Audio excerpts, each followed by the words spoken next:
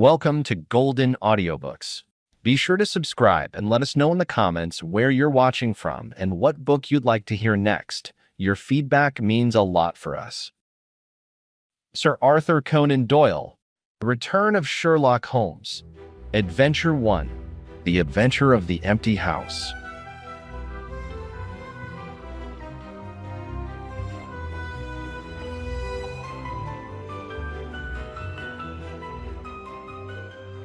It was in the spring of the year 1894 that all London was interested, and the fashionable world dismayed, by the murder of the Honorable Ronald Adair under most unusual and inexplicable circumstances.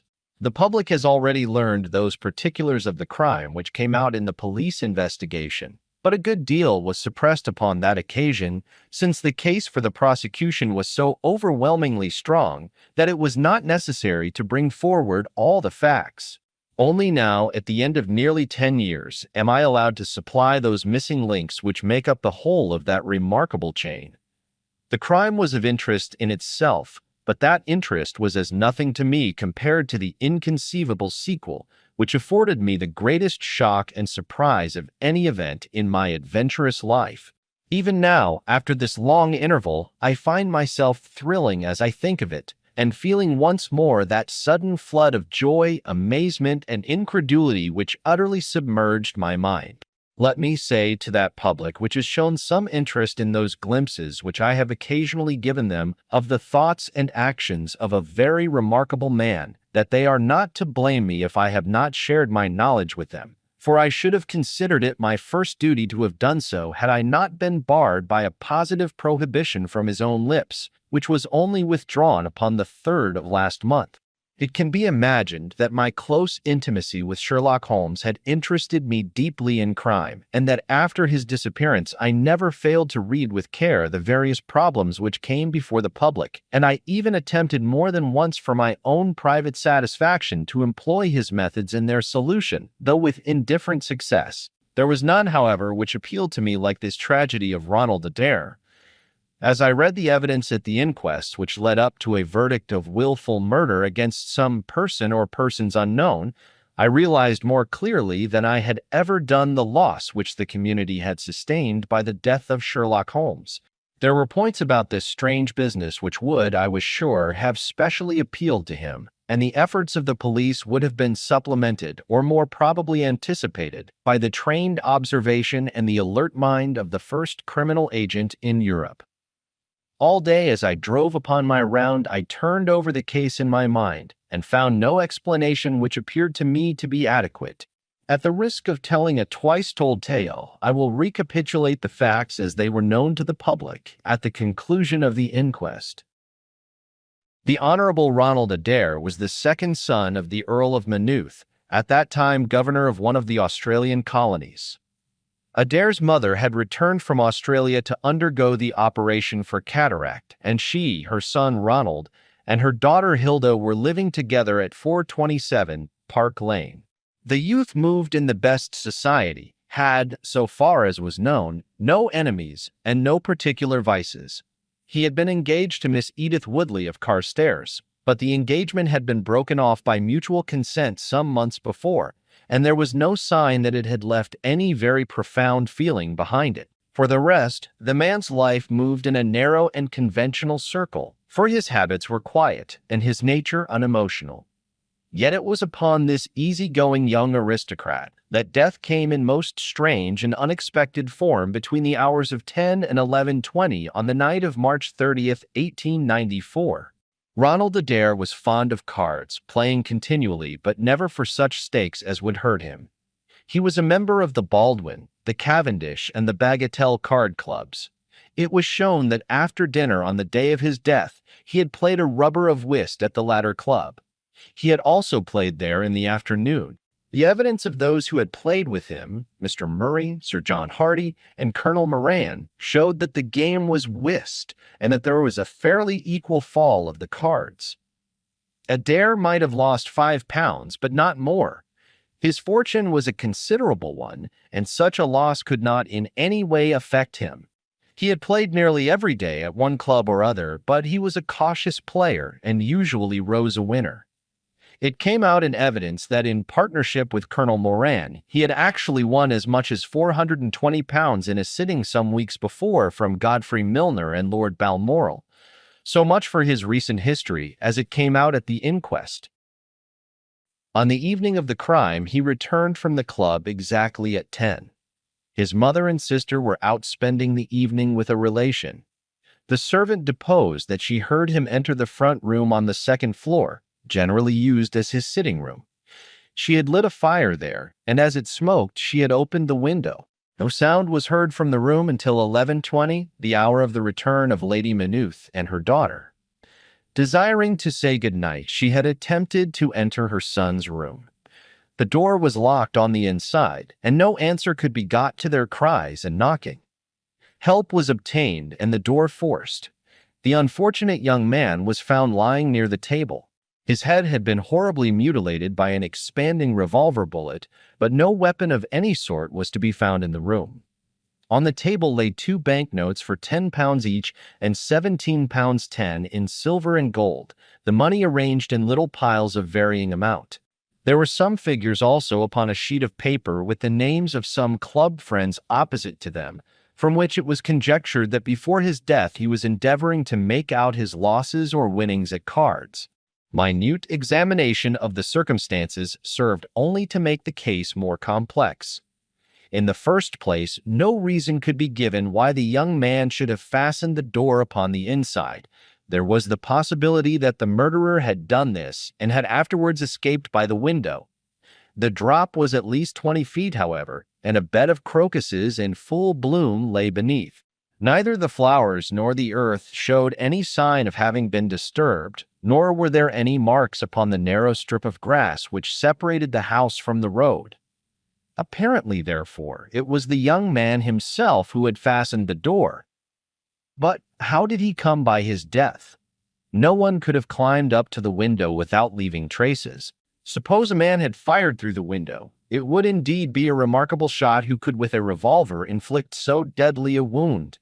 Again, Park Lane is a frequented thoroughfare, and there is a cab stand within 100 yards of the house.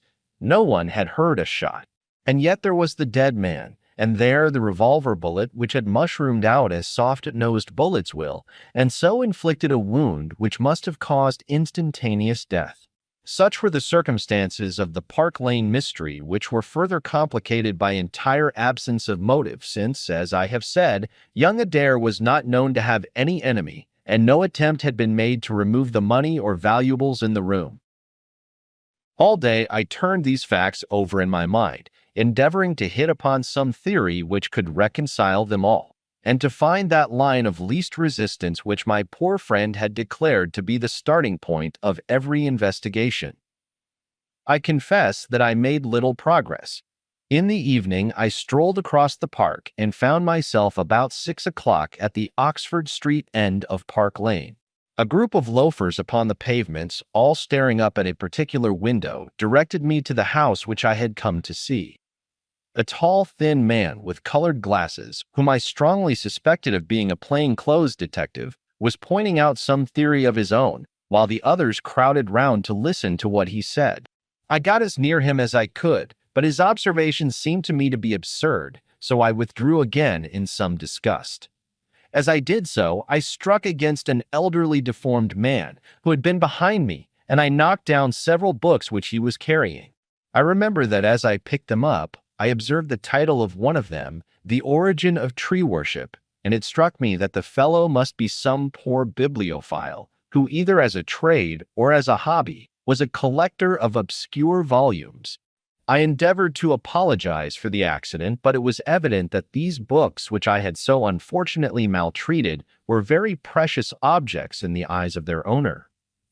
With a snarl of contempt, he turned upon his heel, and I saw his curved back and white side whiskers disappear among the throng. My observations of number 427, Park Lane, did little to clear up the problem in which I was interested. The house was separated from the street by a low wall and railing, the whole not more than 5 feet high. It was perfectly easy, therefore, for anyone to get into the garden, But the window was entirely inaccessible, since there was no water pipe or anything which could help the most active man to climb it. More puzzled than ever, I retraced my steps to Kensington. I had not been in my study 5 minutes when the maid entered to say that a person desired to see me. To my astonishment, it was none other than my strange old book collector, his sharp, wizened face peering out from a frame of white hair, and his precious volumes, a dozen of them at least, wedged under his right arm.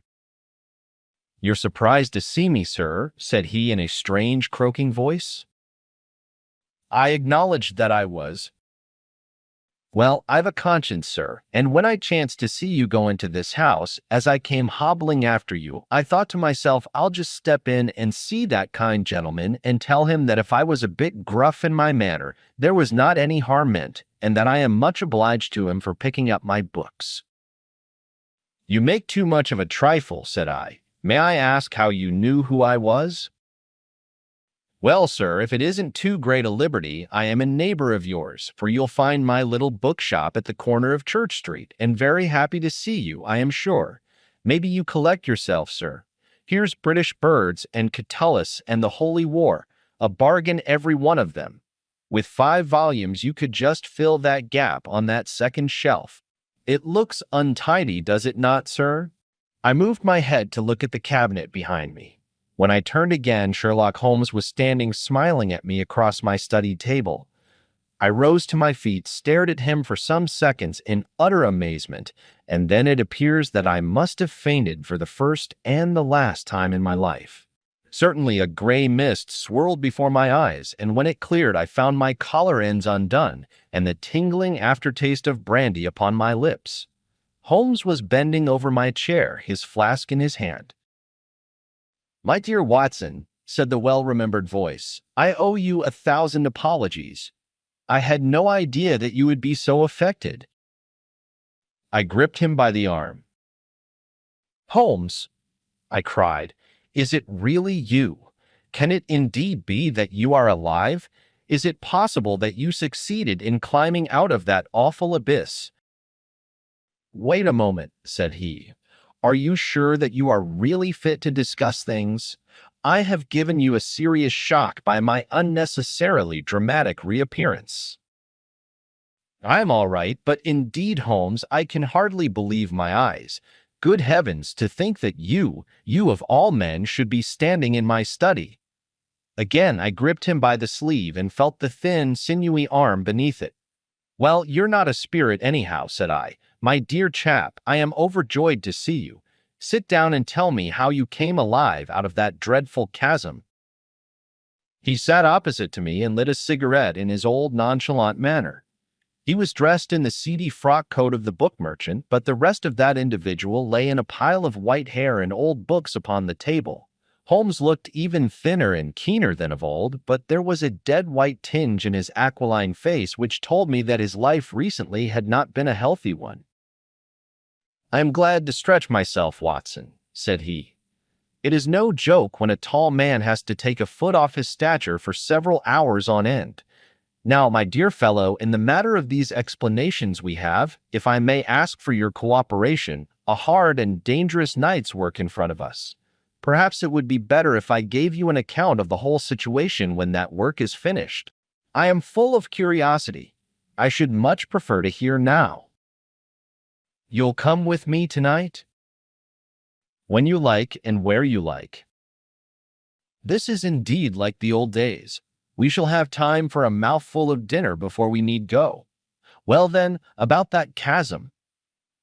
I had no serious difficulty in getting out of it for the very simple reason that I never was in it." "You never were in it?" "No, Watson, I never was in it. My note to you was absolutely genuine. I had little doubt that I had come to the end of my career when I perceived the somewhat sinister figure of the late Professor Moriarty standing upon the narrow pathway which led to safety. I read an inexorable purpose in his gray eyes. I exchanged some remarks with him, therefore, and obtained his courteous permission to write the short note which you afterwards received. I left it with my cigarette box and my stick, and I walked along the pathway, Moriarty still at my heels. When I reached the end, I stood at bay. He drew no weapon, but he rushed at me and threw his long arms around me. He knew that his own game was up and was only anxious to revenge himself upon me. We tottered together upon the brink of the fall. I have some knowledge, however, of Baritsu, or the Japanese system of wrestling, which has more than once been very useful to me. I slipped through his grip, and he with a horrible scream kicked madly for a few seconds and clawed the air with both his hands. But for all his efforts he could not get his balance, and over he went. With my face over the brink I saw him fall for a long way. Then he struck a rock, bounded off, and splashed into the water. I listened with amazement to this explanation which Holmes delivered between the puffs of his cigarette. "But the tracks," I cried. "I saw with my own eyes that 2 went down the path and none returned. It came about in this way. The instant that the professor had disappeared, it struck me what a really extraordinarily lucky chance fate had placed in my way. I knew that Moriarty was not the only man who had sworn my death. There were at least 3 others whose desire for vengeance upon me would only be increased by the death of their leader. They were all most dangerous men. One or other would certainly get me. On the other hand, if all the world was convinced that I was dead, they would take liberties. These men, they would lay themselves open, and sooner or later I could destroy them. Then it would be time for me to announce that I was still in the land of the living. So rapidly does the brain act that I believe I had thought this all out before Professor Moriarty had reached the bottom of the Reichenbach Fall. I stood up and examined the rocky wall behind me. In your picturesque account of the matter, which I read with great interest some months later, you assert that the wall was sheer. This was not literally true. A few small footholds presented themselves, and there was some indication of a ledge. The cliff is so high that to climb it all was an obvious impossibility, and it was equally impossible to make my way along the wet path without leaving some tracks. I might, it is true, have reversed my boots as I have done on similar occasions, but the sight of 3 sets of tracks in one direction would certainly have suggested a deception. On the whole, then, it was best that I should risk the climb. It was not a pleasant business, Watson. The fall roared beneath me. I am not a fanciful person, but I give you my word that I seemed to hear Moriarty's voice screaming at me out of the abyss. A mistake would have been fatal.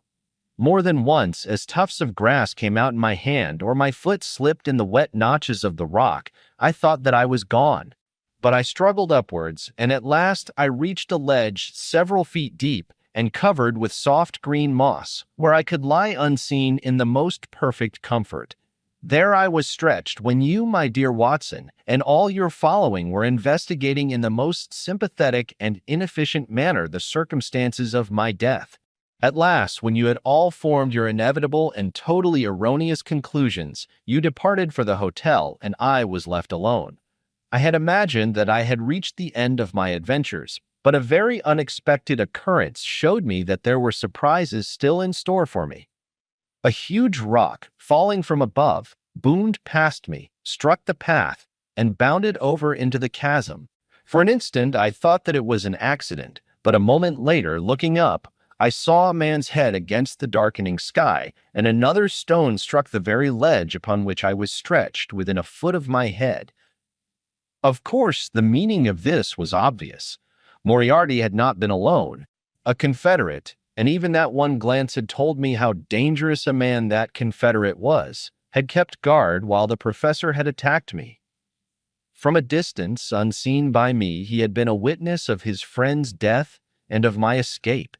He had waited, and then, making his way round to the top of the cliff, he had endeavored to succeed where his comrade had failed. I did not take long to think about it, Watson. Again I saw that grim face look over the cliff, and I knew that it was the precursor of another stone. I scrambled down onto the path. I don't think I could have done it in cold blood. It was 100 times more difficult than getting up. But I had no time to think of the danger, for another stone sang past me as I hung by my hands from the edge of the ledge. Halfway down I slipped, but by the blessing of God I landed, torn and bleeding, upon the path. I took to my heels, did 10 miles over the mountains in the darkness, and a week later I found myself in Florence with the certainty that no one in the world knew what had become of me. I had only one confidant, my brother Mycroft. I owe you many apologies, my dear Watson, but it was all important that it should be thought I was dead, and it is quite certain that you would not have written so convincing an account of my unhappy end had you not yourself thought that it was true. Several times during the last 3 years I have taken up my pen to write to you, but always I feared lest your affectionate regard for me should tempt you to some indiscretion which would betray my secret. For that reason I turned away from you this evening when you upset my books, for I was in danger at the time, and any show of surprise and emotion upon your part might have drawn attention to my identity and led to the most deplorable and irreparable results. As to Mycroft, I had to confide in him in order to obtain the money which I needed. The course of events in London did not run so well as I had hoped, for the trial of the Moriarty gang left two of its most dangerous members, my own most vindictive enemies, at liberty. I traveled for 2 years in Tibet, therefore, and amused myself by visiting Lhasa and spending some days with the head lama. You may have read of the remarkable explorations of a Norwegian named Sigerson, but I am sure that it never occurred to you that you were receiving news of your friend. I then passed through Persia, looked in at Mecca, and paid a short but interesting visit to the Khalifa at Khartoum, the results of which I have communicated to the Foreign Office. Returning to France, I spent some months in a research into the coal tar derivatives, which I conducted in a laboratory at Montpellier, in the south of France. Having concluded this to my satisfaction, and learning that only one of my enemies was now left in London, I was about to return when my movements were hastened by the news of this very remarkable Park Lane mystery, which not only appealed to me by its own merits, but which seemed to offer some most peculiar personal opportunities. I came over at once to London, called in my own person at Baker Street, threw Mrs. Hudson into violent hysterics, and found that Mycroft had preserved my rooms and my papers exactly as they had always been.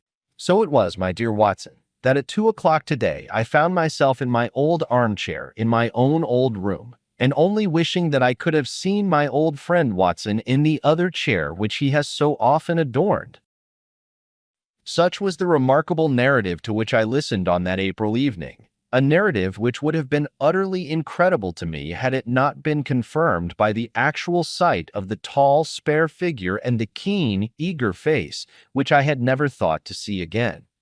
In some manner he had learned of my own sad bereavement, and his sympathy was shown in his manner rather than in his words. "Work is the best antidote to sorrow, my dear Watson," said he, "and I have a piece of work for us both tonight which, if we can bring it to a successful conclusion, will in itself justify a man's life on this planet." In vain I begged him to tell me more.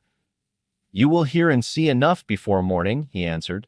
"We have 3 years of the past to discuss. Let that suffice until 9:30, when we start upon the notable adventure of the empty house." It was indeed like old times when at that hour I found myself seated beside him in a hansom, my revolver in my pocket and the thrill of adventure in my heart. Holmes was cold and stern and silent. As the gleam of the street lamps flashed upon his austere features, I saw that his brows were drawn down in thought and his thin lips compressed. I knew not what wild beast we were about to hunt down in the dark jungle of criminal London, but I was well assured from the bearing of this master huntsman that the adventure was a most grave one, while the sardonic smile which occasionally broke through his ascetic gloom boded little good for the object of our quest. I had imagined that we were bound for Baker Street, but Holmes stopped the cab at the corner of Cavendish Square. I observed that as he stepped out he gave a most searching glance to right and left, and at every subsequent street corner he took the utmost pains to assure that he was not followed. Our route was certainly a singular one. Holmes's knowledge of the byways of London was extraordinary, and on this occasion he passed rapidly and with an assured step through a network of mews and stables the very existence of which I had never known. We emerged at last into a small road, lined with old, gloomy houses, which led us into Manchester Street and so to Blandford Street. Here he turned swiftly down a narrow passage, passed through a wooden gate into a deserted yard, and then opened with a key the back door of a house. We entered together, and he closed it behind us. The place was pitch dark, but it was evident to me that it was an empty house. Our feet creaked and crackled over the bare planking, and my outstretched hand touched a wall from which the paper was hanging in ribbons. Holmes's cold, thin fingers closed round my wrist and led me forwards down a long hall until I dimly saw the murky fanlight over the door. Here Holmes turned suddenly to the right, and we found ourselves in a large, square, empty room, heavily shadowed in the corners, but faintly lit in the center from the lights of the street beyond. There was no lamp near, and the window was thick with dust, so that we could only just discern each other's figures within. My companion put his hand upon my shoulder and his lips close to my ear. "Do you know where we are?" he whispered. "Surely that is Baker Street," I answered, staring through the dim window. "Exactly. We are in Camden House, which stands opposite to our own old quarters." "But why are we here?"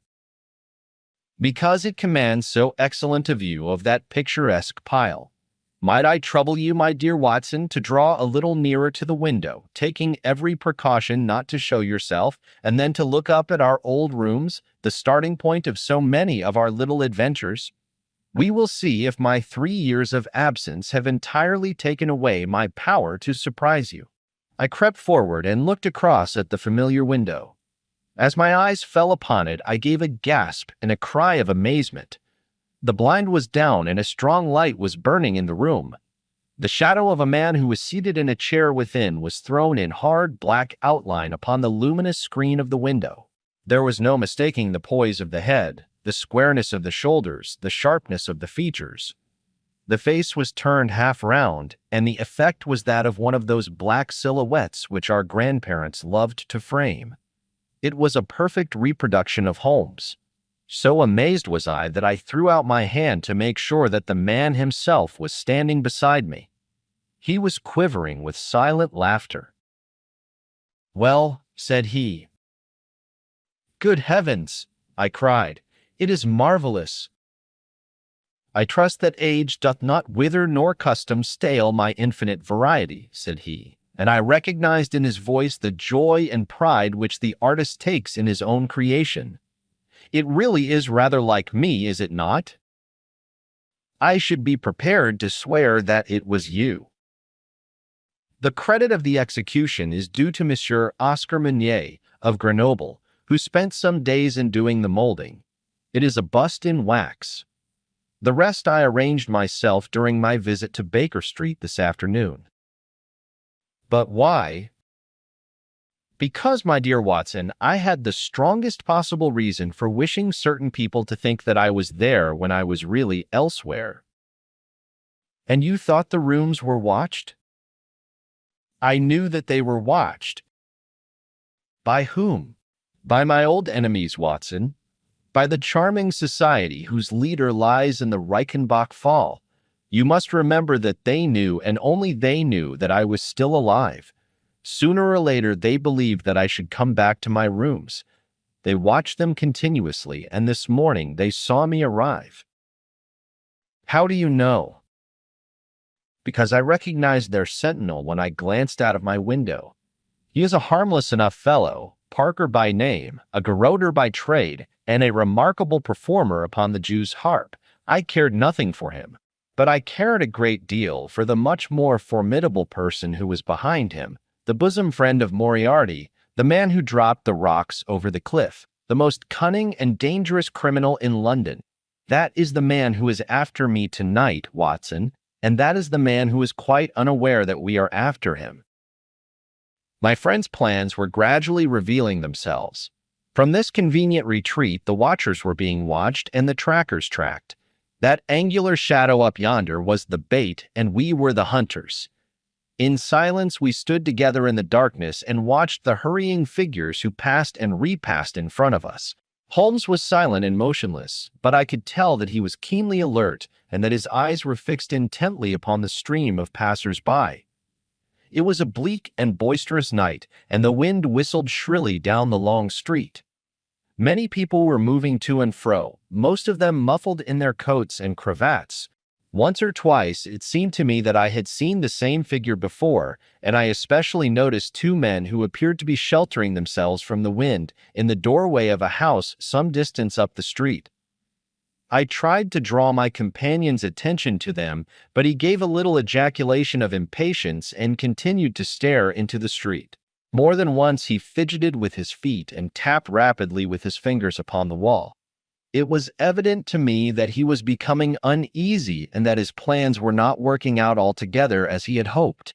At last, as midnight approached and the street gradually cleared, he paced up and down the room in uncontrollable agitation. I was about to make some remark to him when I raised my eyes to the lighted window and again experienced almost as great a surprise as before. I clutched Holmes's arm and pointed upwards. "The shadow has moved," I cried. It was, indeed, no longer the profile, but the back which was turned towards us. 3 years had certainly not smoothed the asperities of his temper or his impatience with a less active intelligence than his own. "Of course it is moved," said he. "Am I such a farcical bungler, Watson, that I should erect an obvious dummy and expect that some of the sharpest men in Europe would be deceived by it? We have been in this room 2 hours, and Mrs. Hudson has made some change in that figure 8 times, or once in every quarter of an hour. She works it from the front so that her shadow may never be seen." He drew in his breath with a shrill, excited intake. In the dim light, I saw his head thrown forward, his whole attitude rigid with attention. Outside, the street was absolutely deserted. Those 2 men might still be crouching in the doorway, but I could no longer see them. All was still and dark, save only that brilliant yellow screen in front of us with the black figure outlined upon its center. Again, in the utter silence, I heard that thin, sibilant note which spoke of intense, suppressed excitement. An instant later, he pulled me back into the blackest corner of the room, and I felt his warning hand upon my lips. The fingers which clutched me were quivering. Never had I known my friend more moved, and yet the dark street still stretched lonely and motionless before us. But suddenly I was aware of that which his keener senses had already distinguished. A low, stealthy sound came to my ears, not from the direction of Baker Street, but from the back of the very house in which we lay concealed. A door opened and shut. An instant later, steps crept down the passage, steps which were meant to be silent, but which reverberated harshly through the empty house. Holmes crouched back against the wall, and I did the same, my hand closing upon the handle of my revolver. Peering through the gloom, I saw the vague outline of a man, a shade blacker than the blackness of the open door. He stood for an instant, and then he crept forward, crouching, menacing, into the room. He was within 3 yards of us, this sinister figure, and I had braced myself to meet his spring before I realized that he had no idea of our presence. He passed close beside us, stole over to the window, and very softly and noiselessly raised it for half a foot. As he sank to the level of this opening, the light of the street, no longer dimmed by the dusty glass, fell full upon his face. The man seemed to be beside himself with excitement. His 2 eyes shone like stars, and his features were working convulsively. He was an elderly man, with a thin, projecting nose, a high, bald forehead, and a huge, grizzled mustache. An opera hat was pushed to the back of his head, and an evening dress shirt front gleamed out through his open overcoat. His face was gaunt and swarthy, scored with deep, savage lines. In his hand he carried what appeared to be a stick, but as he laid it down upon the floor, it gave a metallic clang. Then from the pocket of his overcoat he drew a bulky object, and he busied himself in some task which ended with a loud, sharp click, as if a spring or bolt had fallen into its place. Still kneeling upon the floor, he bent forward and threw all his weight and strength upon some lever, with the result that there came a long, whirling, grinding noise, ending once more in a powerful click. He straightened himself then, and I saw that what he held in his hand was a sort of gun with a curiously misshapen butt. He opened it at the breech, put something in, and snapped the breech block. Then, crouching down, he rested the end of the barrel upon the ledge of the open window, and I saw his long mustache droop over the stock, and his eye gleam as it peered along the sights. I heard a little sigh of satisfaction as he cuddled the butt into his shoulder, and saw that amazing target, the black man on the yellow ground, standing clear at the end of his foresight. For an instant he was rigid and motionless. Then his finger tightened on the trigger. There was a strange, loud whiz, and a long, silvery tinkle of broken glass. At that instant, Holmes sprang like a tiger onto the marksman's back and hurled him flat upon his face. He was up again in a moment, and with convulsive strength he seized Holmes by the throat, but I struck him on the head with the butt of my revolver, and he dropped again upon the floor. I fell upon him, and as I held him, my comrade blew a shrill call upon a whistle. There was the clatter of running feet upon the pavement, and two policemen in uniform with one plain-clothes detective rushed through the front entrance and into the room. "That you, Lestrade?" said Holmes. "Yes, Mr. Holmes. I took the job myself. It's good to see you back in London, sir. I think you want a little unofficial help.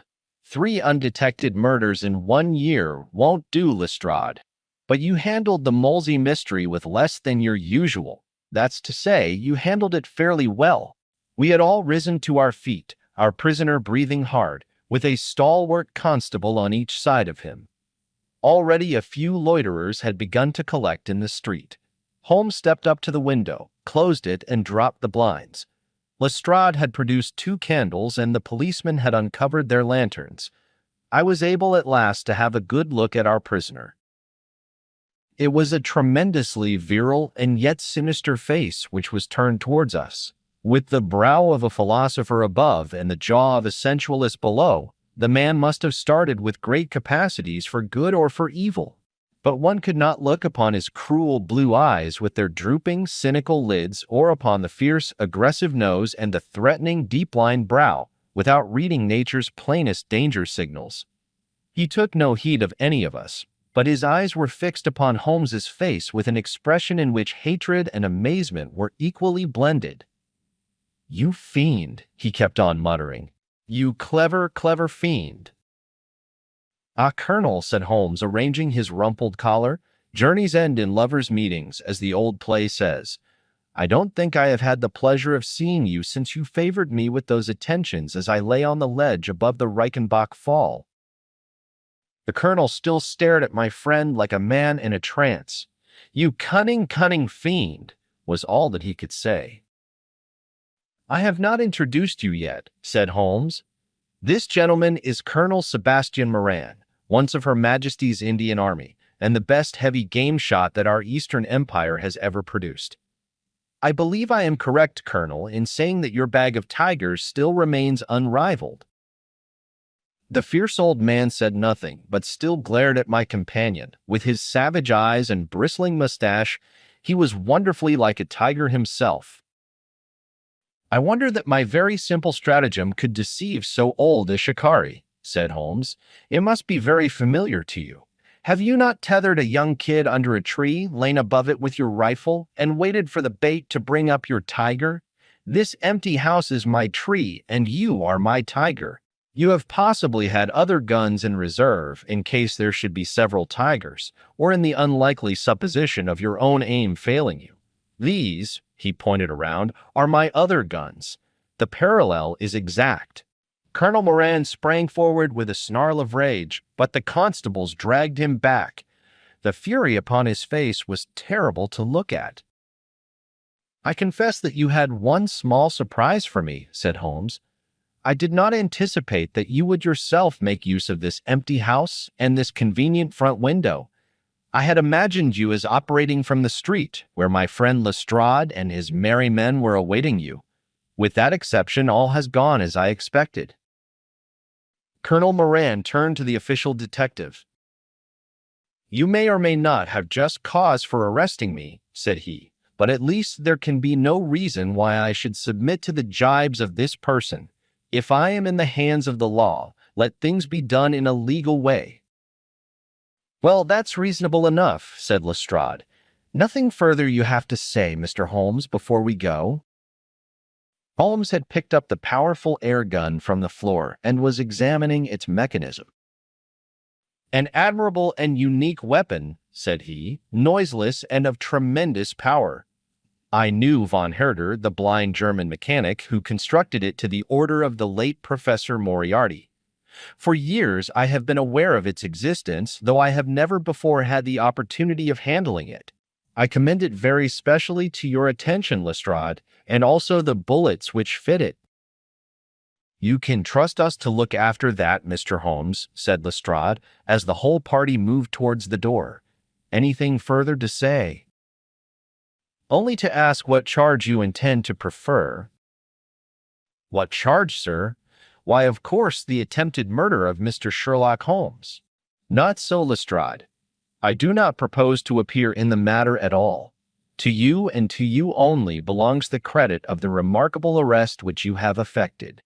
Yes, Lestrade, I congratulate you. With your usual happy mixture of cunning and audacity, you have got him. Got him? Got whom, Mr. Holmes? The man that the whole force has been seeking in vain, Colonel Sebastian Moran, who shot the Honorable Ronald Adair with an expanding bullet from an air gun through the open window of the second-floor front of number 427 Park Lane upon the 30th of last month. That's the charge, Lestrade. And now, Watson, if you can endure the draught from a broken window, I think that half an hour in my study over a cigar may afford you some profitable amusement. Our old chambers had been left unchanged, through the supervision of Mycroft Holmes and the immediate care of Mrs. Hudson. As I entered, I saw, it is true, an unwonted tidiness, but the old landmarks were all in their place. There were the chemical corner and the acid-stained deal-top table. There upon a shelf was the row of formidable scrapbooks and books of reference which many of our fellow citizens would have been so glad to burn. The diagrams, the violin case, and the pipe rack, even the Persian slipper which contained the tobacco, all met my eyes as I glanced round me. There were two occupants of the room, one Mrs. Hudson, who beamed upon us both as we entered, the other the strange dummy which had played so important a part in the evening's adventures. It was a wax-colored model of my friend, so admirably done that it was a perfect facsimile. It stood on a small pedestal table, with an old dressing-gown of Holmes's, so draped round it that the illusion from the street was absolutely perfect. "I hope you preserved all precautions, Mrs. Hudson," said Holmes. "I went to it on my knees, sir, just as you told me." "Excellent. You carried the thing out very well. Did you observe where the bullet went?" "Yes, sir." "I'm afraid it has spoilt your beautiful bust, for it passed right through the head and flattened itself on the wall. I picked it up from the carpet. Here it is." Holmes held it out to me. "A soft revolver bullet, as you perceive, Watson. There's genius in that, for who would expect to find such a thing fired from an air gun? All right, Mrs. Hudson, I am much obliged for your assistance. And now, Watson, let me see you in your old seat once more, for there are several points which I should like to discuss with you." He had thrown off the seedy frock-coat, and now he was the Holmes of old in the mouse-colored dressing-gown which he took from his effigy. "The old shikari's nerves have not lost their steadiness, nor his eyes their keenness," said he with a laugh as he inspected the shattered forehead of his bust. "Plumb in the middle of the back of the head and smack through the brain. He was the best shot in India, and I expect that there are few better in London. Have you heard the name?" "No, I have not." "Well, well, such is fame. But then, if I remember aright, you had not heard the name of Professor James Moriarty, who had one of the great brains of the century. Just give me down my index of biographies from the shelf." He turned over the pages lazily, leaning back in his chair and blowing great clouds from his cigar. "My collection of M's is a fine one," said he. "Moriarty himself is enough to make any letter illustrious, and here is Morgan the poisoner, and Merridew of abominable memory, and Matthews who knocked out my left canine in the waiting room at Charing Cross, and finally, here is our friend of tonight." He handed over the book, and I read, Moran, Sebastian, Colonel, unemployed, formerly 1st Bengal, or Pioneers. Born London, 1840. Author of Heavy Game of the Western Himalayas, 1881, 3 Months in the Jungle, 1884. Address, Conduit Street. Clubs, the Anglo-Indian, the Tankerville, the Bagatelle Card Club. On the margin was written, in Holmes's precise hand, the second most dangerous man in London. This is astonishing, said I as I handed back the volume. The man's career is that of an honorable soldier. It is true, Holmes answered. Up to a certain point he did well. He was always a man of iron nerve, and the story is still told in India how he crawled down a drain after a wounded man-eating tiger. There are some trees, Watson, which grow to a certain height and then suddenly develop some unsightly eccentricity. You will see it often in humans. I have a theory that the individual represents in his development the whole procession of his ancestors, and that such a sudden turn to good or evil stands for some strong influence which came into the line of his pedigree. The person becomes, as it were, the epitome of the history of his own family. It is surely rather fanciful. Well, I don't insist upon it. Whatever the cause, Colonel Moran began to go wrong. Without any open scandal, he still made India too hot to hold him. He retired, came to London, and again acquired an evil name. It was at this time that he was sought out by Professor Moriarty, to whom for a time he was chief of the staff. Moriarty supplied him liberally with money and used him only in 1 or 2 very high-class jobs which no ordinary criminal could have undertaken. You may have some recollection of the death of Mrs. Stewart of Lauder in 1887. Not? Well, I am sure Moran was at the bottom of it, but nothing could be proved. So cleverly was the colonel concealed that even when the Moriarty gang was broken up, we could not incriminate him. You remember at that date, when I called upon you in your rooms, how I put up the shutters for fear of air guns? No doubt you thought me fanciful. I knew exactly what I was doing, for I knew of the existence of this remarkable gun, and I knew also that one of the best shots in the world would be behind it. When we were in Switzerland, he followed us with Moriarty, and it was undoubtedly he who gave me that evil 5 minutes on the Reichenbach ledge. You may think that I read the papers with some attention during my sojourn in France, on the lookout for any chance of laying him by the heels. So long as he was free in London, my life would really not have been worth living. Night and day the shadow would have been over me, and sooner or later his chance must have come.